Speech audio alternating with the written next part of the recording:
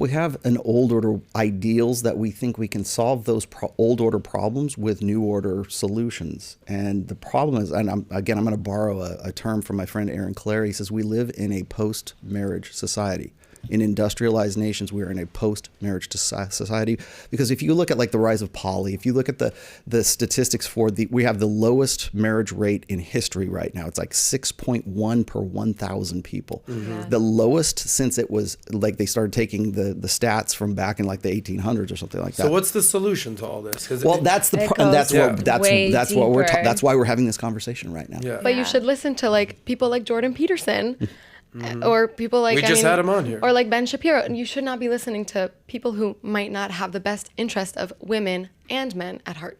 Jordan Peterson and Ben Shapiro are stuck in the 20th century when it comes to marriage. Old order. They're stuck in it because they think Jordan that Peterson is stuck?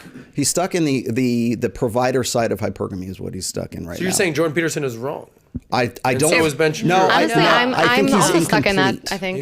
Incomplete. How so? Well, because he doesn't look at, like, Jordan Peterson has only ever really been with his wife. If you know anything about his history and his dating history and everything else, he's only ever been with her. And he has a very kind of, I hate to say it this way, but he's got a very Pollyanna kind of naivete when it comes to how men and women come together and form families in the 21st century, because he's still, and Ben Shapiro would say the same thing about, by the way. He's still stuck in this 20th century ideal about here's how we should get along and here's how men and women should get together. And the fact of the matter is that the number one way for men and women to meet today is right here, is this right here, and has been that way since 2000. It's not meeting through church. It's not meeting through school. It's not meeting through work. It's not meeting through friends. It's meeting on this device right here. This is the 21st century, not the 20th century marriage. Do we want to have marriages? Do we want to be monogamous? I do. I'll agree with you here. We're better together than we are apart. Men and women are innate, evolved complements to one another, but we live in a society that separates us completely, because women have no need for the average man. They have no need for men, and men right now are finding more and more that they have no need for women at all. So with those as if that's the reality, and you're still stuck saying, well, the best thing you could do is get married, even though contractually speaking, it's an unconscionable contract.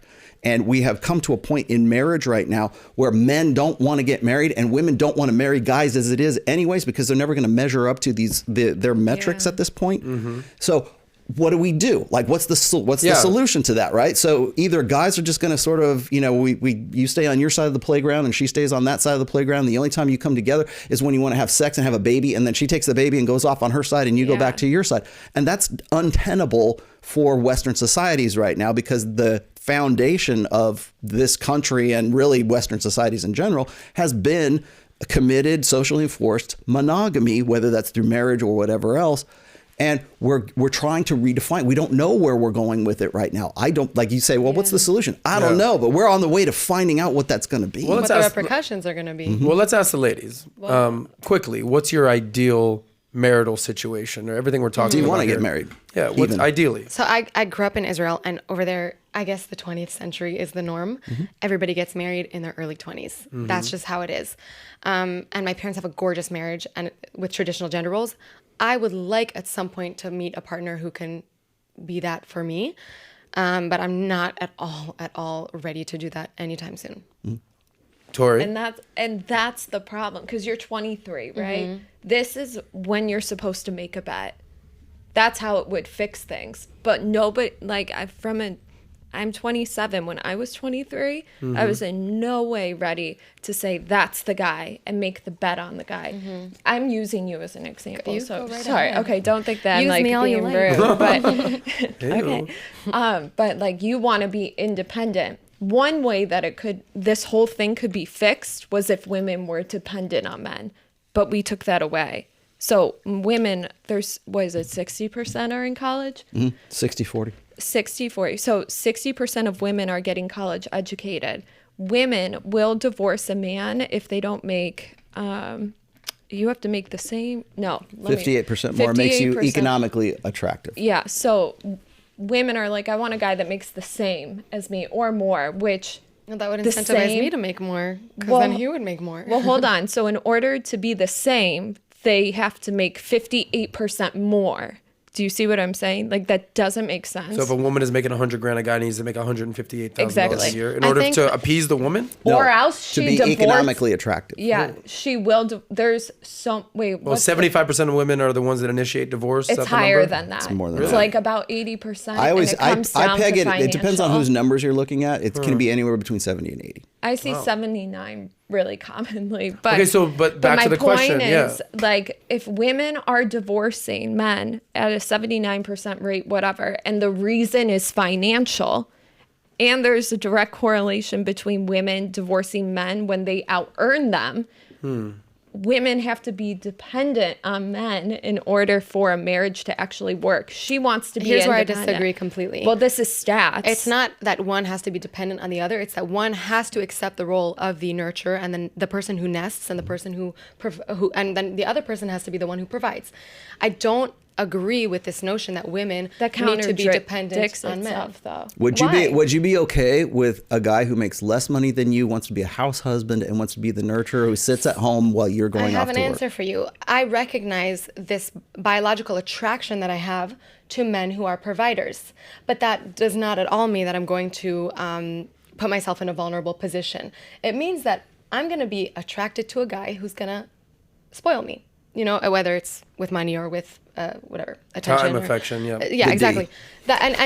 But I'm not, you know, that's the stereotype, and there's a reason there's a stereotype, but I don't represent everybody, especially not LGBTQ couples or whatever. Like, it's just, this is how a relationship works. One needs to be the nurturer, one needs to be the provider, period. It's not that women need to depend on men. And I think this is what, like, the manosphere is trying to tell women is, like, stop being educated, stop making money. And that's not it. I'm not fully cooked yet. I'm not ready to stop. And also, how am I ever going to get to a point in life where I'm meeting the kind of people that I want to be with for the rest of my life if I don't put myself there? Well, most men aren't there, though. That's the problem. I don't want those men, though. You just said you did, though. I didn't. What did I say? What? You said, what do you I mean? want to be around men that I'm attracted to, like the guys that you feel drawn to. Mm-hmm. They're not going to be anywhere near your area, like schooling, where you're making more. I'm not talking about schooling. I'm talking about if I can't have a conversation about politics and I want a politician. Okay. If I'm not in those circles where people are discussing those things. So, like, education, you would find a guy that is into politics. If that's what I wanted. So, okay. Mm-hmm. Okay. What? Hold on. You guys are not agreeing right here. I'd like to get to the heart of the matter here. What's the problem? I'm going to take a step back because I feel like I'm triggering. And so there's no good discourse that comes from emotion. So I'll let it move with I didn't more. think I was reacting with emotion. If that's how you feel, I would. Okay. I don't. Let's So look I at will the just say, numbers. I want to say right now, I'm more than happy to continue having this conversation. I'm definitely not triggered. If you want to stop, that's totally fine. Let me throw out some numbers at you here. When a couple gets together and they're both making the same, or maybe the guy's making a little bit more, and that woman gets a promotion at work, that precipitates divorce. Like I want to say it's like 83 or 86% of the time. So if a woman gets a boost in status and a boost in wealth, that precipitates divorce. Really? And so that's that. Why is that? Well, because she's again, women don't want men who are their equal. They want a guy that they can look up to. You cannot admire and look up to a man who is your That's equal. why girls, when I say, you know, do you care if a guy is rich or whatever? Rich. I ask girls all the time, would you rather have a rich guy or a hot guy? And we asked Victoria Larson that exactly. too. I'll take the hot guy, the rich guy. A lot of the common times they say, well, I'll take the hot guy, but I want him to have initiative and drive. Even if he's not making money yet, I want the person who's who like is a go-getter. He's If he won the lottery, it's not gonna boost him, you know. Exactly, fair enough. Yeah, because that's found wealth. That's not earned wealth. That's ambitious. That's not when you win the lottery. You didn't earn the lottery, and so women are attracted to really what's called creative intelligence, meaning like I know how I made $1 million, I lost it, and I made it back again. That's more attractive than I won the lottery, I got $1 million, Absolutely. right? So when I say this thing where you were like we can switch gender roles and stuff. My point is the stats show that causes divorce. And I'm all about the babies, and they show studies that prove that 2-parent household, it's better. I completely agree with you. I think that it's important that address something that maybe didn't come across, which is I want to recognize that like the majority of society goes by these traditional gender roles. So there's a reason that it's 80%. Majority. Yeah, vast majority goes by the gender roles. Yes, is biologically preconditioned to be attracted to a partner who has certain. So biologically, or like gender roles, like based on society, whatever society expects of you, because there's two different things. Well, if you go back, 10,000 years, the women were gathering and making a nest, and the men were hunting, and the women would be attracted to the men. Women were working too, though. Actually, of course, it's just a different type of work. No, like they were working, like making tools. Listen, I'm from Israel. I served in the military.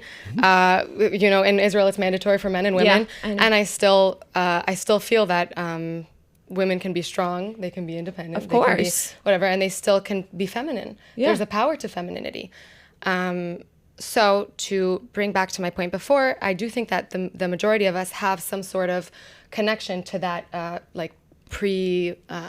so you're saying like biological, like something from back innate. Yeah. It's in our biology to be that way, and that's okay. Like we need can I get a bottom line answer from you? Would you rather be the stay-at-home wife, the stay-at-home mom, take care of the kids, and your man does all the work, or would you rather be the independent woman and your man does kind of the female role? I'm really passionate about certain things. Like if you guys go on my TikTok, you'll see that one of my missions in life is to try and change the narratives about Israel and Palestine. So I would never be willing on giving that up, but that doesn't make me any money. And I'm not interested in having it make any money. But what does that have to do with your family? So I'm saying I'm not a person who needs to be the provider. What I need is to be able to work on projects and be passionate about something. You want to take care of the kids, but also have a purpose. Yeah, definitely. Fair enough.